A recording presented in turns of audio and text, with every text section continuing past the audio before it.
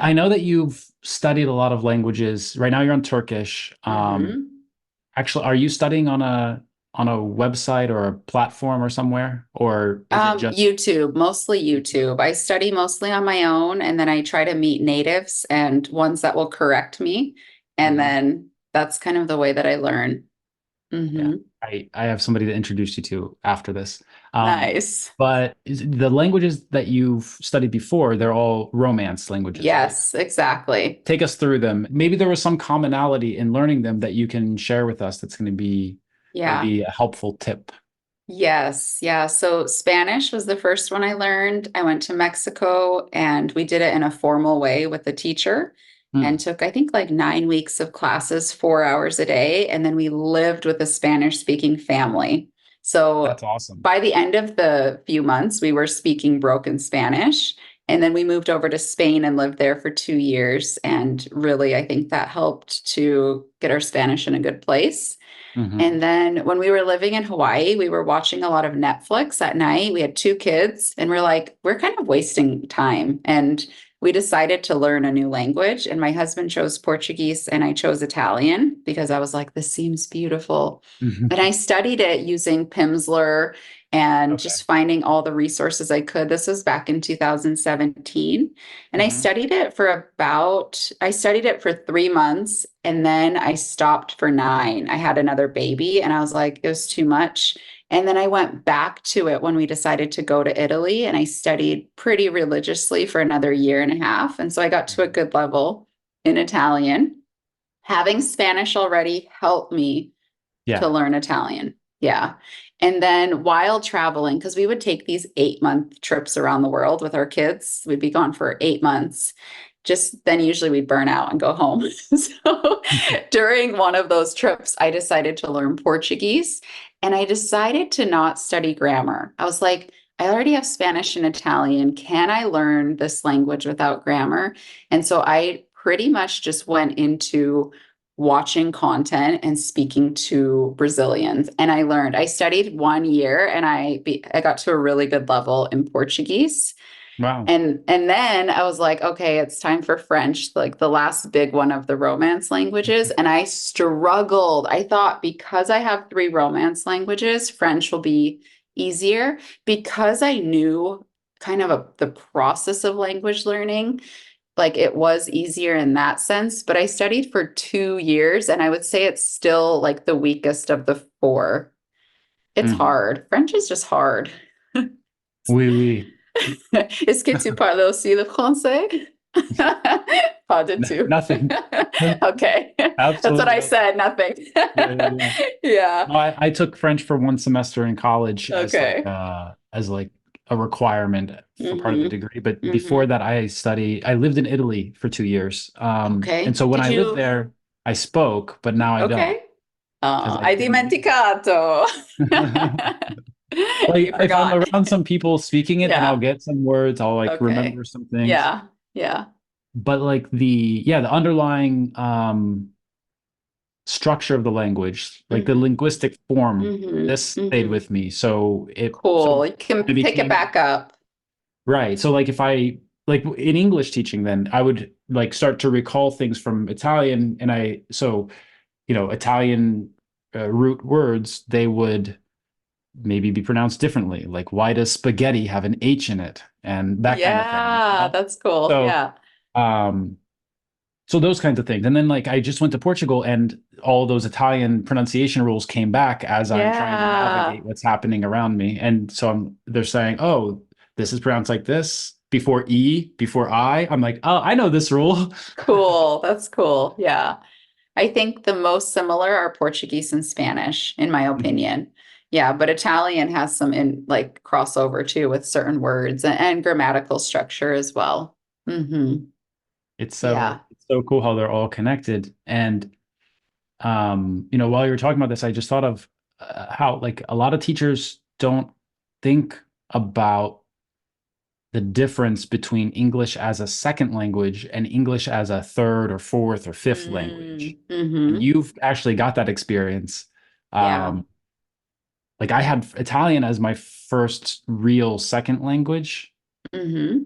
that I spoke, but I never reached adult fluency, you know? Okay. Like, Yeah. so Mm-hmm. it was easy to lose. Uh, Mm-hmm. Russian, I'm like, I know what's happening there. So Nice. I can do That's that. awesome. Yeah. But yeah, so like learning it, for example, learning Russian as Mm-hmm. a third spoken language, Mm-hmm. then uh that second language foundation helped so much. Yeah. Yeah. Yeah, totally. For me, I think I was thrown off again learning Turkish because there's no, like, I hadn't learned anything like this crazy language. And so I realized, like, it just takes so much more time. And so now I'm like, wow, like, languages that are so far from English just take a lot more time. And Yeah. everyone wants to learn fast. What is the fastest way I can learn English? And I'm like, sometimes, like, that isn't possible, especially if I was in Turkey, which I went there for 3 months last year. I think you have that advantage because you're always around it. The signs are in Turkish, the people around you are Turkish. So you have that opportunity. But if you're learning it like I am now here, I have met some Turks, which is awesome. But for the most part, there are no Turkish people here.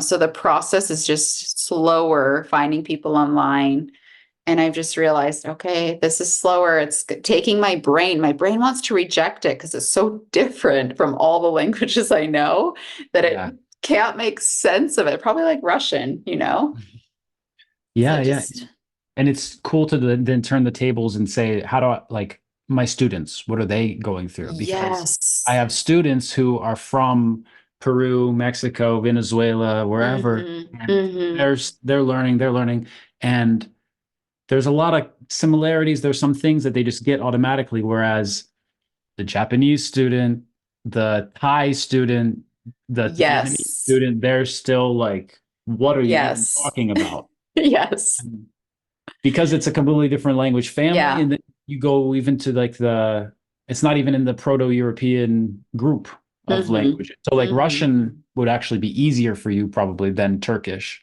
Wow. That's an because interesting it's thought. still like those Greek roots are Yeah. there. Okay. Okay. Um, Yeah. Yeah, and I see the same mistakes with my Turkish friends. They always forget the article like a or the before the nouns because they don't have one. They right. don't say it. So I'm like, that's why you guys forget it. So yeah. Or like they'll forget to say to before the food before the verb, they'll forget Right. to. I like to read because they don't say it in that way. So now I'm like, Right. oh, and then now I see why I'm making the mistake in Turkish too. So it's cool. It's Yeah, like nice to exactly. realize that. Yeah. And you see, that's that's a good teacher. Hmm. Thank you.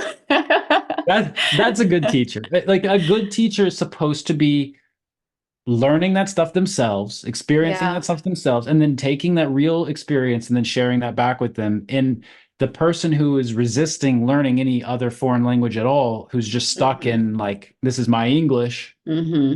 Hmm. my English, Yeah. these are the rules, get away. Yeah. Uh, then they can't really get in there. Yeah. Yeah. It's It's true. really cool that you're able to make those insights. Thank you. Yeah. Language learning is just so enriching. Like, I know not that many Americans learn, another language, let alone five other ones, but I think it's so enriching. Like, I actually, the other day, is yesterday, I told my husband, like, do you think I'm like wasting my time? Because I'm spending so much time studying Turkish, like a lot of time. And it's just because I enjoy it. I don't really have like greater purpose in language learning, just for joy, for opening myself up to new cultures, learning new things, meeting new people. He's like, "Have you ever regretted like learning other languages?" And I'm like, "No, you're right. I haven't." Yeah. No, it's personal development, you know? It's Hmm. personal growth. Yeah.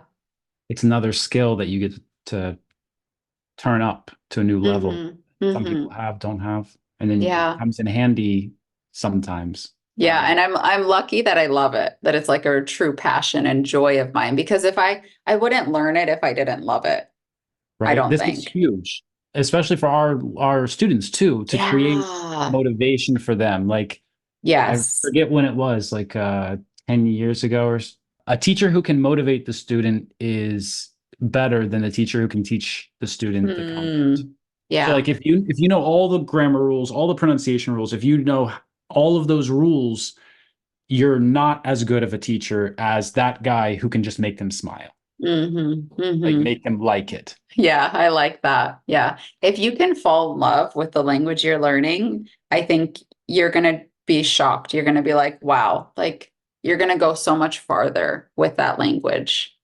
Absolutely.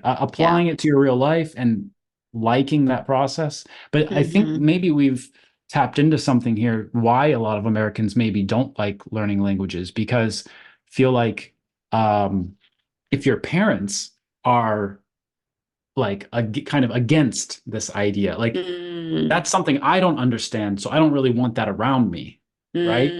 yeah. So if your parents shut down that idea when you're young, then you're at a huge disadvantage. Yeah. That's true.